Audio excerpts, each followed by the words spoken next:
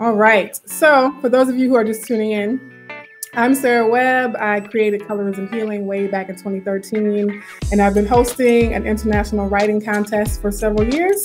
And this year I have the privilege of working with a young woman named Diana Vazquez, who's the project assistant, and she has been a huge help with the contest this year.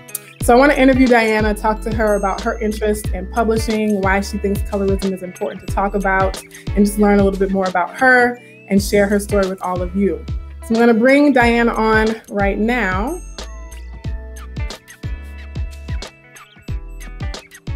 Hi. Hey, Diana. Hi. Welcome. Thank you. So, Diana, we're going to start by just having you give us a general introduction to who you are. So tell us a little bit about yourself. Okay. Well, as you said, I'm the project assistant this year, and I'm a junior at the University of Illinois Springfield, where I am majoring in English.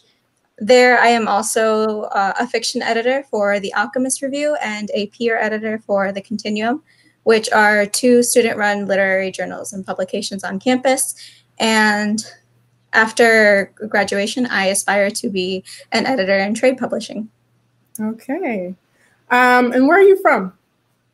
I am from Round Lake Beach, Illinois, which is about 30 minutes from the Wisconsin border. Oh, cool. Okay. See, I'm learning new things too. I did not know where that was. Really north. Okay, gotcha.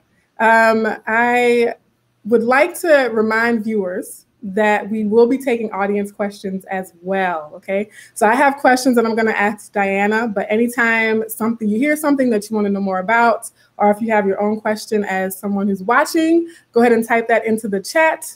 Oh, we have some people saying hello. Hi. Yeah, so definitely leave your comments and questions as we go. And when we see them, we'll pick up some of those comments and questions along the way. Okay. So to start the interview off, I'd like to ask you, Diana, how'd you learn about the Colorism Healing Writing Contest, and what made you want to participate in the project this year? Well, I was in your introduction to creative writing course last semester, and towards the end, you briefly talked about the project, and I wanted to work with you and this project because I wanted to learn more about colorism, such as like the experiences of other people, how it's affected them, and how people have dealt with and overcome those experiences. Definitely. Yes, I do remember that class and reaching out to everyone and saying, hey, there's a project going on. So I was really excited when you volunteered.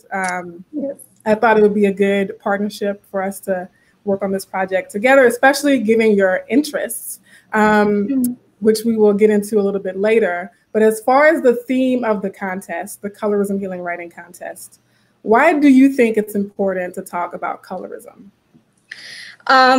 So growing up, I watched a lot of telenovelas with my mom, and I would always see a lot of light-skinned Hispanic Latinx people as like the rich people who like owned huge mansions and were the CEOs of businesses, and the darker-skinned Hispanic Latinx people were like the poor people. They were the maids. They were like the help.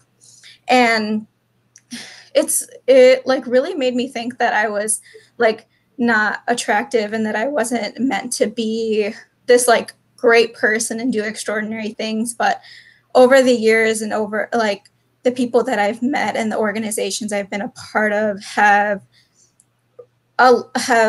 taught me how to love the color of my skin, and have taught me that, you know, brown is beautiful and that I'm meant to do extraordinary things. And another thing is that like when we engage in colorism, we bring each other down. And I think that especially in a world, the way the world is right now, I think it's super important that we are bringing each other up and not down. And I feel as though reading about other people's experiences will kind of put that into perspective and have people reflect on, you know, just how they treat other people, especially people of their own race and ethnicity. Yes, absolutely. Well, so thank you for sharing some of your background on that. I know one interesting thing about this conversation, right, is that you do have a Latinx background. I have an African-American background. And yet, despite that difference, we still have similar experiences in terms of watching media, right? And I know in watching television in the US, there's a lot of similarities in terms of how lighter skinned African Americans are represented compared to darker skinned African Americans.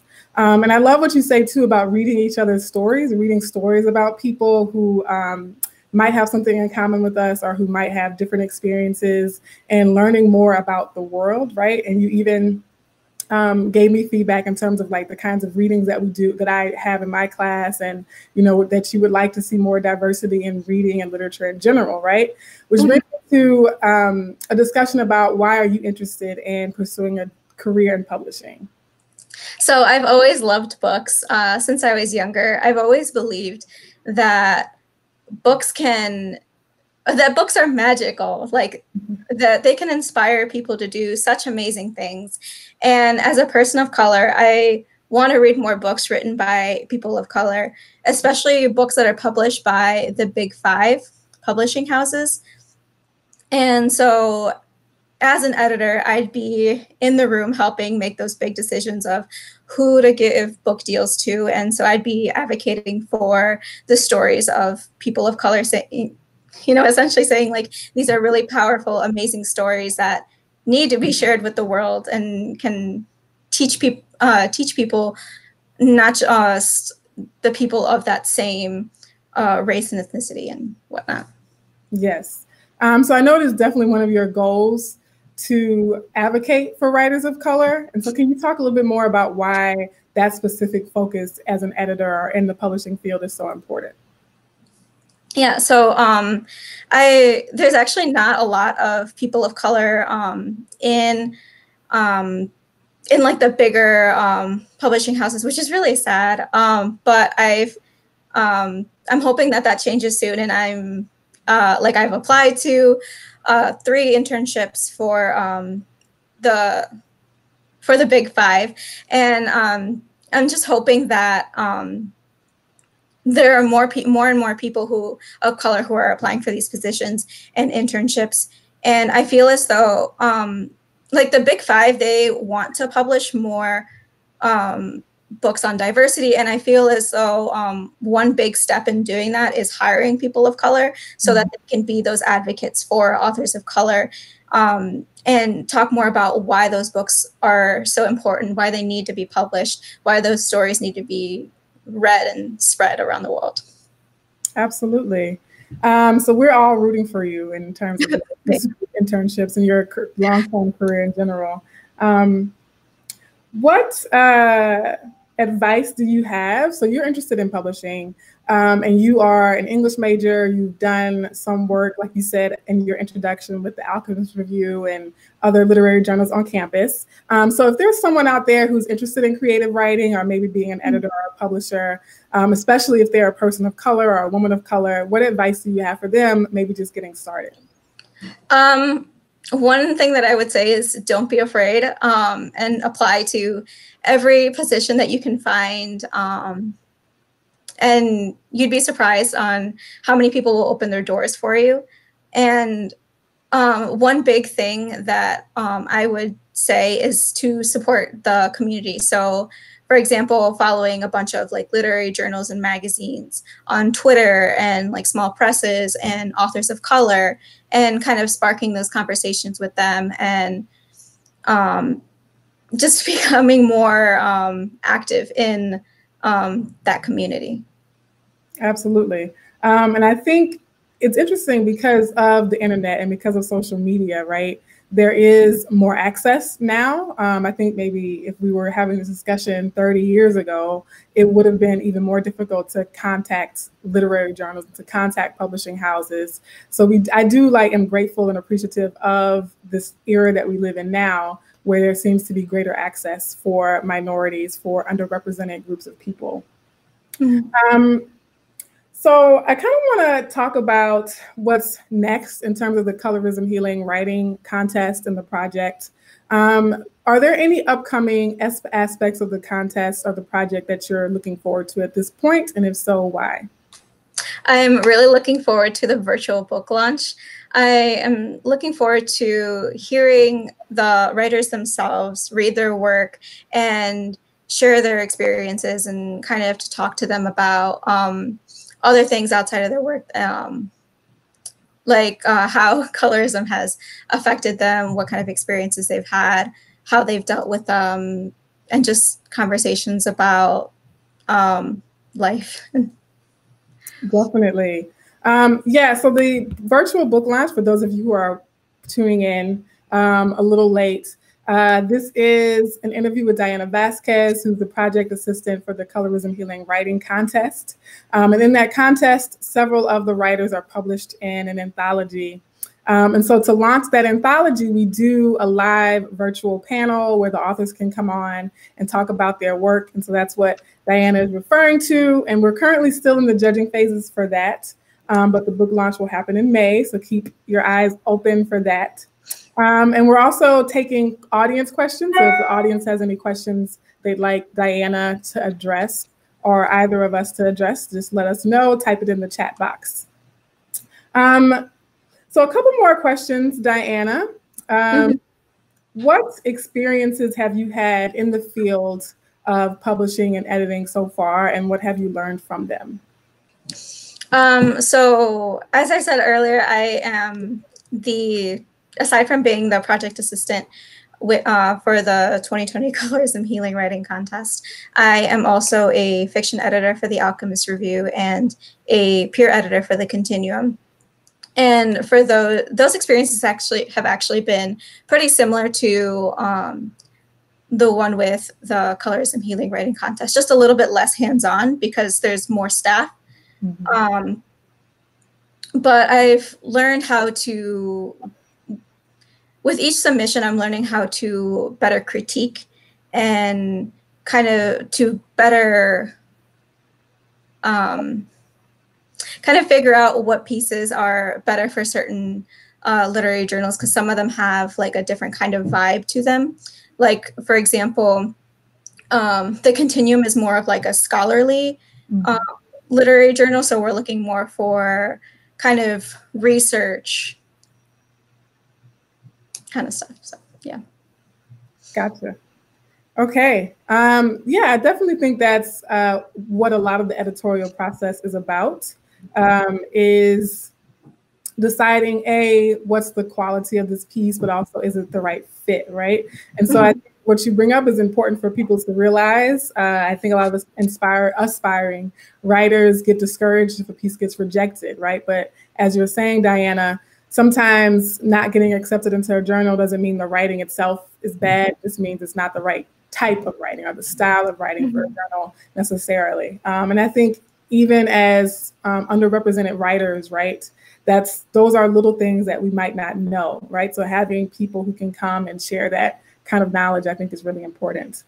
And so I have one other question before I let you do closing remarks, and is that, what is it about being an English major that you most enjoy? I really like the variety in my classes. So I think it was sophomore year, I took a class on Shakespeare, and it was really interesting because before that class, I didn't actually really like Shakespeare at all. But it was the way that the professor taught it that made me better understand Shakespeare and actually really enjoy the class. And I've had, like, right now I'm taking a class on like digital rhetoric and how like words and images work together. And there's just so much, it's just the variety of different classes and the kind of like the subfields that I really like. It's kind of just learning everything in just some four short years. Yes, definitely. So I'm glad to hear that. Just putting out a plug for people who are maybe deciding or considering majors or career paths. I think Diana's a good example of the benefits of getting a degree in English and also the kinds of things you can do in the world after you get that degree. I just want to acknowledge a lot of the people who've been in the chat commenting, saying hello to Alex, Jandel, Bobby Jean, Vincent, aka June. Thank you all for the positive vibes. We have a lot of Go Dianas, awesome, so true, hellos. Janelle said woohoo for research. A lot of positive comments and feedback in the chat as well. So we do appreciate that. And so Diana, I'll let you have the final word for the interview and just tell us anything else that you'd like the audience to know in terms of this conversation. I kind of want to plug your website, Colorism Healing. There's just so much great material on there for people who are just learning about colorism and kind of how it affects people.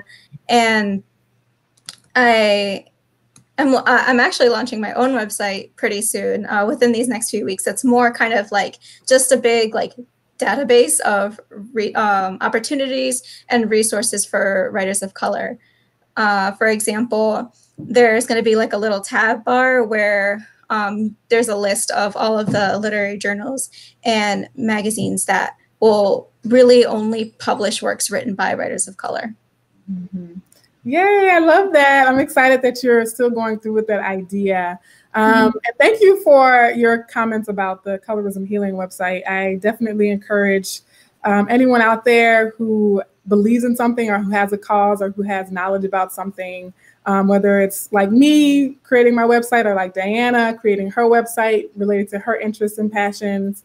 I think we can all contribute to the pool of knowledge and help bring opportunities to people who historically have not had as many opportunities. We had a few more people join. Teresa, hello, welcome. So we're gonna end the interview there and we may come again live. We will be definitely live with the virtual book launch. So you'll see me and Diana again, along with other writers from the 2020 contest this year. So this is just a little taste of the kinds of conversations you'll see from us again. And feel free to leave a comment on this post, email either of us if you want to talk more beyond this. Oh, Tina Helton's on. Yay! Hi, Professor Helton. Okay, so stay tuned for more from the Colorism Healing Writing Contest. Diana, thank you for being such a great project assistant, and I look forward to moving into the next phases of the project with you. Yeah, I'm so excited.